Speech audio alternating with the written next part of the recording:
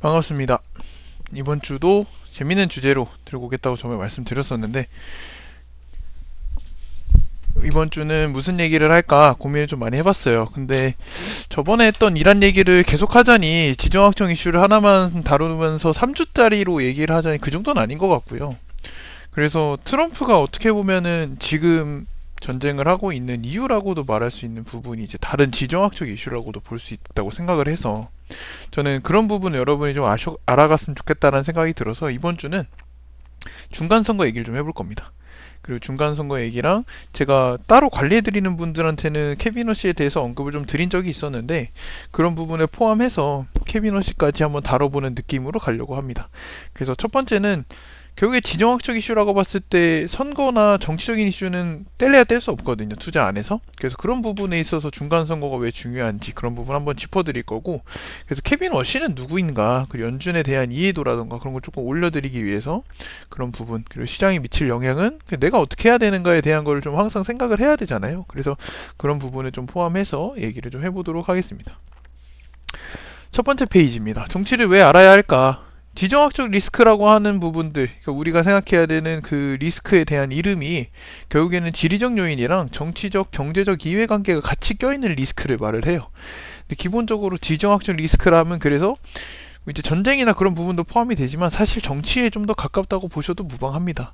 근데 이게 왜 중요해졌냐? 세계화와 정보통신이 되게 발달을 했고, 심지어 산업 가치도 많이 4차 산업으로 돌아가면서 세계화가 좀 됐다라고 보통 얘기를 하죠. 이제 영향을 주고받는 범위가 전 지구로 넓어졌고, 그런 부분에서 지정학적 리스크가 발생을 했을 때 우리가 이제 느끼는 영향력이나 이런 실제로 느껴지는 체감이 좀 더 커졌죠. 그렇다는 것은 우리 같은 투자자들이 감수해야 되는 리스크가 커졌다라는 얘기고, 그렇다는 것은 정치를 알았을 때 도움을 받는 부분이 훨씬 많다. 그래서 우리가 지정학적 리스크가 뭔지 좀 알고 정치에 대한 걸 대비할 수 있어야 투자할 때는 리스크 관리가 좀 더 편하다, 지식적으로 도움이 된다 라고 말씀드릴 수 있을 것 같고요. 그래서 첫 번째 입법부부터 이해를 해볼까 합니다. 미국 의회부터 이해를 해볼 건데, 미국은 기본적으로 우리나라처럼 의회가 하나가 있는 게 아니고 두 개로 되어 있죠. 상원과 하원으로 되어 있는데, 그런 부분에서 상원으로 보면은 기본적으로 각 주의 이익을 대변하는 사람들, 그래서 주 단위로 2명씩 뽑아서 총 100명이고요. 이런 부분에서 결국 상원이 하는 제일 큰 역할은 공무원 임명들, 그리고 탄핵 심판권이라고 하는데, 이것은 하원에서 탄핵 소추안으로 이제 탄핵을 하자라고 권한을 내밀면 거기서 상원이 판단하에 이제 승인을 하는 그런 느낌이라고 보시면 되겠습니다. 그리고 임기 6년이고요. 2년마다 3분의 1을 선출하게 해서 대통령 임기 때 3분의 2가 바뀌게끔, 대통령 임기 4년 동안 2번 바뀌게끔 만들어진 부분이라고 볼 수 있겠고, 하원이라고 하면 이제 국민의 이익을 대표해서 인구 비례라고 돼 있는데, 상원 같은 경우는 50개 주에 동일 인구수를 배치를 했다고 그러면, 이 인구 비례라는 뜻은 50개 주의 각각의 인구에 비례해서 하원 의원이 선출이 된다라는 겁니다. 그래서 예산 법안, 세금이나 경제 관련된 법을 좀 심의를 하고, 임기는 2년이고 435년 전원 선출되기 때문에 이 중간 선거라고 하는 부분이 결국에는 이 하원과 상원이 바뀌는 부분이라고 볼 수도 있어요. 제가 이걸 또 정리를 해왔는데, 기본적으로 상원은 그래서 임기가 6년이고요. 등장 배경이라고 하는 거는 주 자체에 대한 이익이 확보가 되는 부분입니다. 그래서 역할이 정책을 승인하는 역할이고, 저희 이제 우리나라 정치인들 하는 거 좀 보면 장관이나 정치인들 임명할 때 청문회 같은 것들 하잖아요. 그런 부분들에서 역할을 하고 있다고 보시면 되겠습니다. 그래서 2년마다 3분의 1을 뽑는다는 건 무슨 뜻이냐? 그때에 따라 그때 그 정치적 배경과 상황에 따라서 성향과 흐름이 바뀐다, 이렇게 이해하시면 될 것 같고, 하원이라는 거는 임기가 2년이죠. 우리가 알고 있는 그런 의원들이랑 이제 느낌이 비슷하다고 보실 수 있을 것 같은데, 등장되는 배경은 이제 사람에 대한 대변으로 조금 더 가는 겁니다. 주 자체에 대한 이익이나 이런 부분을 관리하기보다 사람이 좀 더 감나라 배나라 할 수 있는 그런 국민을 위한 정치를 하는 사람들로 구성을 하게끔 이제 설계가 된 게 하원이고, 그 주 역할이라고 하는 것은 세제나 이런 부분에서 다 들어가고, 경제에 관련된 부분은 다 하원에서 맡게 됩니다. 그래서 중간 선거가 결국 무슨 뜻이냐? 이번에 또 11월에 있죠. 이게 임기가 끝나는 3분의 1의 상원 의원과 하원 자체가 교체가 된다라는 건데, 이게 결국에는 의회 자체가 기본적으로 삼권 분립의 원칙에 따라서 생긴 거잖아요. 그렇다는 것은 대통령과 당이 같다면, 공화당이라면 대통령 정책을 지지하는 쪽으로 의회가 형성이 될 것이고, 중간 선거에서 만약에 민주당이 이제 의회를 차지하게 되면 대통령의 정책을, 지금 현재 트럼프 강훈의 정책을 견제하는 느낌으로 좀 가겠죠. 그래서 지금 중간 선거를 위해서 민심이 좀 더 중요하다라고 볼 수 있겠고, 이게 지금 제가 정리해 드린 표예요. 2016년부터 26년인데 이 도표를 보시면서 조금 이해하시면 좋을 것 같고, 상원이라고 하는 부분에서 임기 6년을 돼 있는데, 제가 이제 요거는 이해하기 쉽게 설명을 드리면, 예를 들면 이런 겁니다. 2016년에 트럼프 1기 정부가 들어섰죠. 트럼프 1기 정부가 들어섰을 때 대통령은 트럼프죠. 그 와중에 상원이 3분의 1, 3분의 1, 3분의 1 뽑히는 과정에서 공화당이 두 번 뽑혔던 상황이라, 상원도 공화당, 그리고 하원도 공화당이 가졌으니 대통령 공화당, 상원 공화당, 하원 공화당. 그래서 미국 내 정치적 권력은 압도적으로 공화당이 유리한. 그래서 트럼프가 그때 관세나 이런 부분에서 전혀 무리 없이 진행을 했다. 이렇게 보시면 될 것 같아요.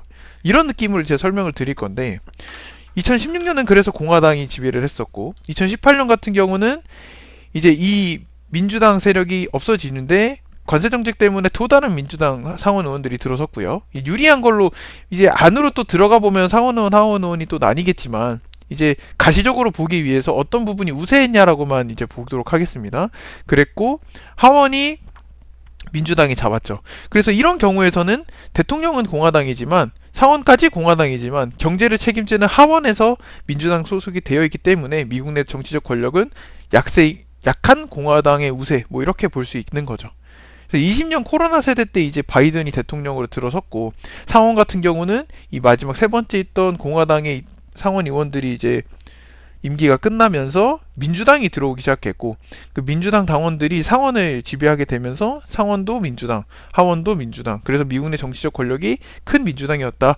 이렇게 보시면 될 것 같아요. 그래서 이제부터 양적 완화가 시작되고, 뭐 돈을 뿌리고 헬리콥터로 돈을 뿌리는 수준으로 완화를 하겠다. 이런 부분이 이래서 나왔던 거고요. 22년도 크게 다르지 않았습니다. 이제 공화당이 없어지는 부분에서 꼭, 근데 이거 패턴은 있어요. 이 정치적 권력이 한 당이 완벽하게 지배를 하고 나면 그 다음 세력이 좀 들어오는 경향을 좀 보여줍니다. 아무래도 바이든에 대한 문제나 이런 부분이 이제 압도적인 정치적 세력 안에서 이제 자기가 하고 싶은 정책들을 하게 되면 그에 반발하기 위해서, 견제하기 위해서 미국인들이 투표를 하는 경우가 좀 있기 때문에, 그렇게 봤을 때 상원이 이제 공화당 세력이 살짝 차게 됐고, 하원이 공화당으로 전환이 되죠. 그래서 미국 내 정치적 권력은 상원이 아직까지는 민주당, 그리고 바이든 대통령이 있었기 때문에 약한 민주당이었다. 그래서 이번 24년에는 어땠나요? 트럼프 대통령으로 다시 2차, 그러니까 트럼프 2기가 정부가 들어섰죠. 그리고 상원 의원들도 3분의 1 민주당 의원들이 이제 나오면서 공화당으로 바뀌었고, 하원은 그대로 공화당으로 가다 보니 미국 내 정치적 권력은 공화당이 잡게 됐고, 그래서 24년에 어떻게 됐죠?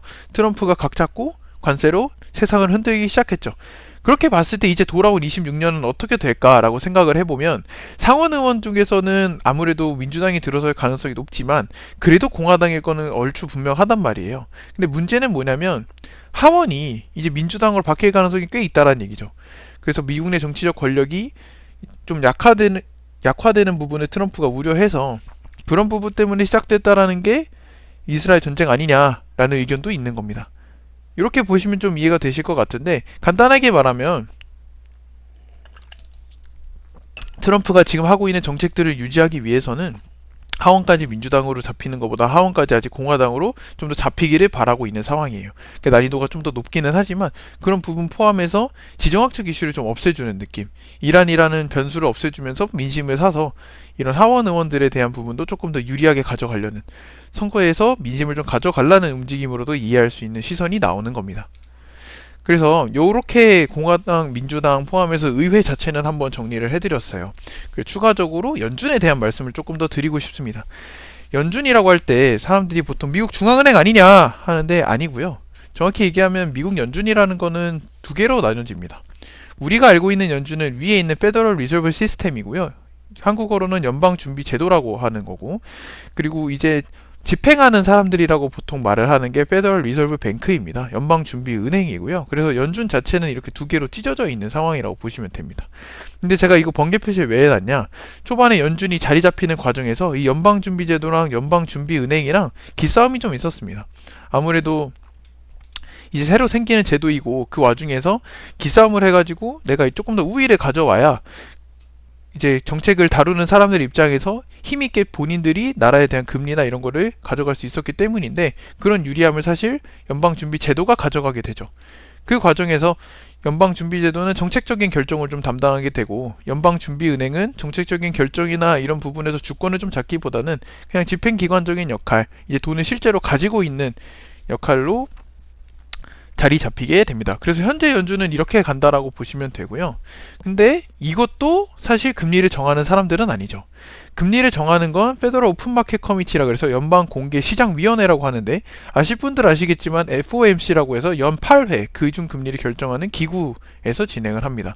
근데 이게 아까도 말씀드렸지만 연방준비제도 FRS에서 자리를 잡았고 거기서 힘이 있기 때문에 이 연준 산하에서 진행을 한다. 그래서 이 연준이 보통 이 연준을 말하게 되는 거고요.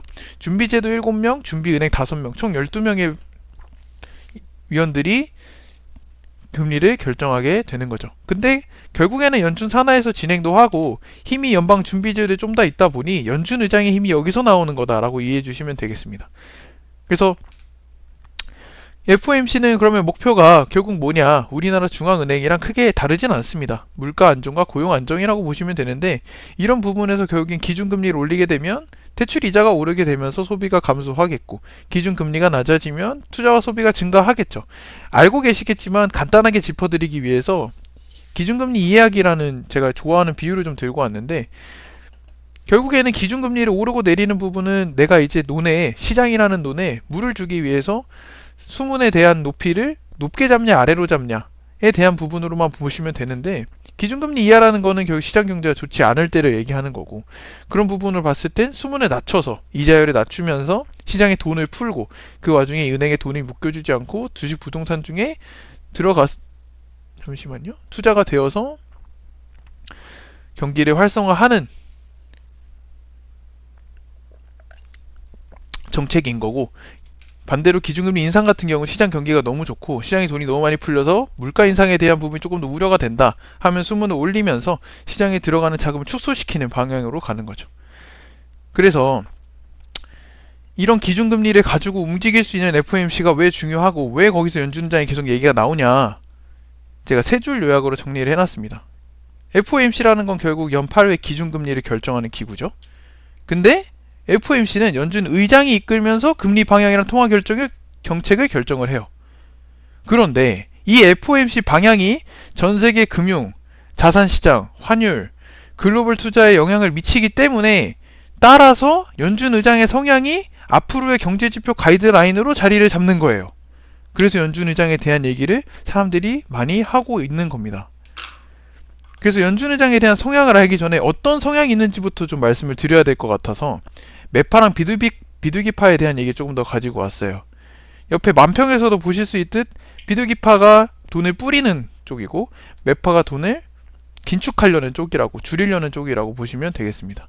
그래서 예시를 들자면 매파 같은 인물은 저희가 알고 있는 연준 의장, 전 연준 의장 제롬 파월 의장을 볼 수 있겠고 비둘기파라고 하면 지금 제로금리제를 유지하고 있는 일본 내각들을 볼 수 있겠죠.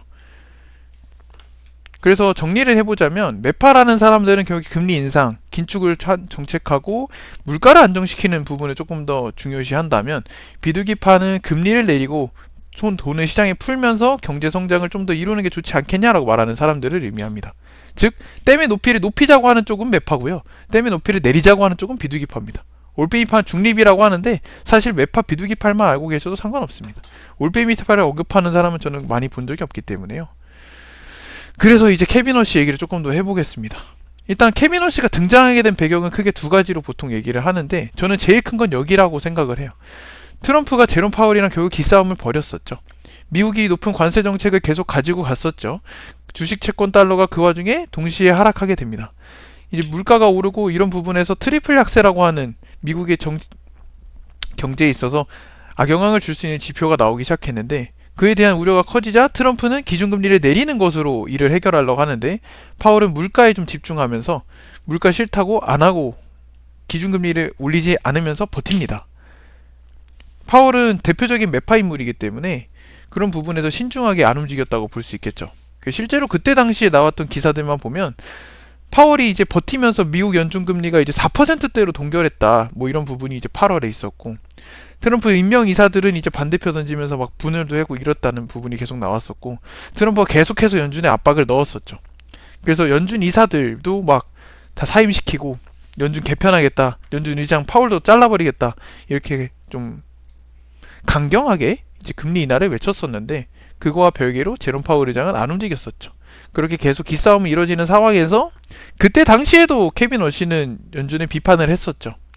케빈 워시는 연준 이사 출신인데 그때부터 계속 비판을 하면서 제롬 파월에 대한 정책을 그렇게 좋아하지 않는 사람이었어요. 근데 트럼프 입장에서는 자신의 방향성과 맞기 좋다고 생각을 했을 거고, 그런 부분에서 케빈 워시를 선택하는데 트럼프가 조금 더 유리했다라고 볼 수 있겠죠. 그래서 행복하게 케빈 워시를 골랐다고 볼 수 있는데, 케빈 워시에서 누구인가? 이 사람 경력이 어마어마한 사람입니다. 스탠퍼드 대학 학사를 지냈고요. 하버드 로스쿨 법학 박사를 했고요. 25살에 모건 스탠리에 입사를 했어요. 그래서 4년 만에 부사장까지 올라갔는데 29에 퇴사를 해버립니다. 그 와중에 29에 퇴사를 하더니 백악관에 들어가요. 4년 동안 경제특별보좌관을 합니다. 여기서 끝이냐? 그러더니 갑자기 35에 연준이사를 취임합니다. 2011년까지요. 41세에 이사직을 사임하고, 그리고 지금도 스탠퍼드에서 강사를 하고 있고 연구소에서 경제연구원을 하고 있습니다. 근데 이 사람이 엄청나게 대단한 사람이라는 거는 이렇게 양력만 봐도 볼 수 있겠지만, 결국 이 사람의 성향은 어떻냐 라고 봤을 때 오바마 정부에서는 매파 인물로, 그리고 현재 트럼프 정부에서는 비둘기파 인물로 평가를 받습니다. 이거 저도 좀 신기한 게, 긴축의 우호적인 매파 인물이었던 케빈 워시가 트럼프 정부에 임명되면서 비둘기파의 행보를 보인다라. 이거 쉽지 않을 것 같습니다. 예측하기 어려울 것 같은데, 앞으로의 케빈 워시는 어떻게 행동할지 조금 더 두고 봐야 된다고 생각을 해서, 그래서 케빈 워시 뭐라고 했을까를 조금 더 정리를 해보려고 합니다. 첫 번째 금리 인하, 두 번째 대차 대조표 축소, 세 번째 연준의 소통 축소입니다. 근데 여기서 제가 출처로 쓴 자료는 한국은행에서 가져온 이제 리포트라고 보시면 될 것 같은데, 그때 당시에 연준 의장으로 트럼프가 케빈 워시를 2월에 지목하면서 나온 보도 자료를 보도록 하겠습니다. 첫 번째, 금리 인하입니다. 정책 금리를 인하하겠다고 발표를 했는데, 케빈 워시는 전통적인 매파 인사였다고 여기도 나옵니다. 근데 최근 발언을 보면 연준이 지나치게 통화 정책을 긴축적으로 운용하고 있다 라고 까기 시작하면서 파월 의장보다 금리 인하를 적극적으로 추진할 것으로 전망된다 라고 보입니다. 즉, 긴축적으로 운용하고 있다는 걸 비판한다는 것은 금리를 그 정도로 긴축할 이유는 없다, 그 정도로 유지할 이유는 없다, 인하하는 게 맞다 라고 얘기를 하는데, 근데 이 사람은 반대로 대차 대조표 축소도 같이 언급을 합니다. 대차 대조표가 뭔가요? 자산 부채 자본이 적힌 표라는 뜻을 가지고 있는데, 연준으로 가져가게 되면 연준이 가지고 있는 자산의 행방으로 보시면 될 것 같습니다. 근데 대차 대조표를 이걸 축소하겠다는 내용은 뭐냐면, 연준의 자산이 가지고 있는 대부분이 채권인데 이 채권을 팔겠다라는 거예요. 근데 이 채권을 판다라는 거는 뭐냐면, 시장에 풀려있는 돈을 가져온다라는 거고, 시장에 풀린 돈을 가져온다는 것은 시장에 풀려있던, 논에 풀려있던 물을 본인이 가져오겠다라고 하는 건데, 그렇게 되면 댐은 내리되 수도꼭지는 잠그겠다라는 얘기를 하는 건데, 이게 제가 조금 더 알아보니까요, 케빈 워시는 연준이 지금 너무 크다라고 주장하는 사람입니다. 연준의 영향력을 조금 낮추면서 이런 부분에서 시장이 조금 더 자유롭게 갈 수 있게 하는 게 좋겠다. 그래서 이런 모순적인 부분으로 좀 나오는 부분도 있는 것 같기는 합니다. 근데 기본적으로 봤을 때 대차 대조표 축소라고 하는 부분은 결국에 긴축적으로 보는 부분이고, 그리고 반대로 아까 전에 얘기했던 금리를 낮추는 부분은 댐을 내리는 부분이기 때문에 이는 좀 더 시장에 있는 사람들이 신경 쓰는 거다라고도 볼 수 있지만, 결국 정리를 해보자면 댐은 내리되 수도꼭지는 잠궈 놓겠다 라는 쪽으로 해서 결국에 금리 인하의 효과를 그렇게 높게 볼 수는 없는 느낌으로 이해하셔도 될 것 같습니다. 근데 또 제가 방금 말씀드렸죠, 연준이 지금 너무 크다, 연준의 영향력을 줄여야 한다라고 계속 언급을 했었던 케빈 워시인데, 이 사람이 그 와중에 독립성을 또 강조는 합니다. 시장 눈치는 이제 안 볼 거란 얘기를 해요. 그래서 개인 입장에서 어떻게 될지 모르는 게 조금 더 높아졌습니다. 원래 이제 제롬 파월의 상태는 데이터 디펜던스라 해가지고 데이터만 보고서 판단하기에 충분하다라고 얘기를 좀 많이 했었는데, 지금 연준에서 임명된 케빈 워시 같은 경우는 이제 시장과의 선택을 축소하겠다, 점도표나 이런 부분에서 가이던스를 좀 많이 안 주겠다라고 말을 하는 것 같다고 볼 수 있을 것 같아요. 그래서 이런 부분에서 빈도랑 국채성이 축소된다는 얘기는 앞으로 갑자기 금리를 높이거나 낮추는 부분도 나올 수도 있을 것 같고, 그런 부분에서 저희 입장에서는 예측하기 좀 어려운 연준으로 갈 수 있겠다라는 걸로 정리할 수 있겠습니다. 그래서 정리를 좀 한번 해보자면, 케빈 워시가 세 가지 얘기는, 금리 인하는 일단 트럼프 말 따라 되면 내리는 게 맞는 것 같다. 근데 대차 내조표를 축소한다는 얘기는 그 와중에 수도꼭지는 잠궈야 된다. 연준의 영향력을 키우진 않겠다. 라고 하면서 그 와중에 연준에 대한 독립성을 키워보겠다, 시장 눈치를 보지 않겠다라고 얘기를 하는 건데, 이런 부분으로 봤을 때 우리가 느낄 수 있는 건 데이터 의존성이 약화된다는 얘기죠. 기본적으로 연준과의 소통 축소를 한다는 것은 인터뷰나 가이던스를 주지 않는다는 얘기고, 이것은 데이터로 반영되기 조금 더 어려운 부분이 있을 거고요. 시그널도 줄어들기 때문에 불확실성이 커진다라는 결론으로 볼 수 있겠죠. 근데 그 와중에 연준이 정치에 그래서 독립적일 수 있느냐? 이론상 원래 독립적이죠. 근데 이 과정을 한번 보게 되면, 연준에서 진행되는 이런 과정들을 보게 되면 독립적인가에 대한 생각을 조금 더 많이 하게 되는 것 같습니다. 첫 번째, 대통령이 의장을 지명합니다. 케빈 워시도 트럼프가 지명해서 들어왔죠. 연준이 독립적으로라고 하면은 연준에서 뽑히는 게 맞는데, 행정부에서 뽑는 거 보면 이미 행정부와 연준은 어느 정도 관계가 있고요. 그 와중에 의회는 정책을 비판합니다. 행정부랑 입법부는 원래 싸워요. 근데 그 와중에 정치권이 경제 상황에 따라서 압력을 줄 수 있어요. 행정부랑 입법부가 연준이랑 싸울 수 있다는 겁니다. 이렇게 관계성이 있는 부분이 있다 보니 경제가 예를 들어 약해진다 하면은 정부가 금리 인하를 압박을 주는데, 그 와중에 인플레이션이 높다? 연준 입장에서는 인하를 못하죠. 이런 부분, 제롬 파월에 대한 예시를 좀 들어봤는데, 이런 부분으로 봤을 때 독립적일 수 있느냐? 그것은 또 아닌 것 같기는 합니다. 그렇기에 선거철에 정치랑 통화 정책에 대한 긴장감이 조금 더 커집니다. 제가 아까 그래서 공화당을 정리해드린 게 여기서 이유가 나와요. 왜냐면 지금 제가 중간선거 관련된 뉴스들을 좀 가지고 왔는데, 지금 중간선거가 블루웨이브가 좀 예고가 되어 있습니다. 민주당이 좀 자리를 많이 잡을 거다. 상원 하원 둘 다 포함해서 많이 잡을 거다라고 얘기를 했고요. 그리고 중간선거 앞두고 이런 보궐선거에서도 민주당이 1등을 하고 있습니다, 실제로. 그래서 유가도 부담이고 중간선거도 부담인 트럼프가 조금 더 이제 몰리고 있는 방향으로 미국 정세가 좀 흘러가고 있는데, 그래서 이런 부분에서 결국에 바뀌게 되면 어떤 부분이 바뀔까라고 얘기를 해보겠습니다. 그래서 정치 통화, 시장에 대한 얘기를 할 건데, 첫 번째는 금리에 대한 기대를 좀 할 수 있겠죠. 금리가 예를 들어 높게 유지된다. 그럼 채권이 금리가 상승되고 성장주의 밸류에이션이 하락할 수 있겠죠.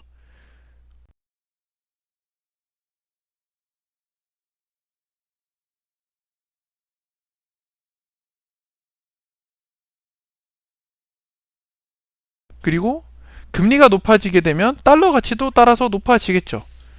주식시장을 보면 금리가 높다라고 하면 투자 기술주에 대한 성장 밸류에이션이 낮아지고, 그런 부분에서 배당주 같은 현금 안정된 기업이 상대적으로 유리하게 되겠죠. 만약에 금리가 낮게 내려가게 되면 또 반대로 움직이게 될 거고요. 그런 부분에서 금리, 달러, 그리고 주식시장 구조 안에서 이 바뀌는 부분에 조금 더 신경 쓸 필요가 있다라는 겁니다. 그래서 좀 정리를 해보자면, 앞으로의 정치 인식에 대한 향방을 조금 더 지켜볼 필요가 있을 것 같습니다. 기본적으로 중간 선거를 조금 더 신경을 써봐야 될 것 같고요. 연준 이사가 임명이 된다라고는 하는데, 케빈 워시를 반대하는 세력들도 조금 더 있다 보니 그런 부분에서 신경 써야 될 부분도 조금 더 있을 테고, 그리고 이뿐만 아니라 우리나라도 지금 선거가 곧 있으면 있다고 보시기 때문에, 그런 부분에서도 이제 우리나라에서 정치가 어떻게 변하는지도 조금 더 보실 필요가 있겠다. 그리고 기대금리에 대한 변화죠. 아까 말씀드렸던 기대금리가 케빈 워시가 임명이 되고 어떻게 행동할지는 지금 아무도 모르는 상황이고, 추가적으로 얘기했을 때 기본적으로 케빈 워시를 시장이 지금 평가하는 과정에서는 예측할 수 없는 사람이다 라고 얘기하는 경우가 좀 많습니다. 그래서 그런 변하는 과정에 따라서 지표 변화가 어떻게 될까? 케빈 워시라는 사람이 막상 앉았는데 매파적인 행보를 보일 수도 있는 거고요. 앉았는데 트럼프가 예상한 부분에 비해서 금리를 인하는 하기는 하는데 또 마음에 안 들게 할 수도 있어요. 그런 부분에서 지표들의 변화가 어떻게 될지를 한번 공부를 해두시고 대응을 해보시면 좋을 것 같고, 그리고 아까 말씀드렸던 이런 변화들, 통화 정책이 변하고 정치적 세력에 대한 흐름이 좀 변하고, 이런 부분이 자산 시장에 미치는 영향들을 좀 보시면 좋을 것 같습니다. 그래서 주식이나 부동산 같이 주요 투자 자산들도 있을 거고, 이런 시장에 미치는 영향들을 한번 정리해서 공부해 두시면 좋겠다. 그래서 제가 항상 얘기를 하지만, 지금 아까 말씀드렸던 얘기를 조금 간단하게 좀 정리를 해보면, 지금 트럼프가 중간 선거를 이 상태로 치르게 되면 높은 확률로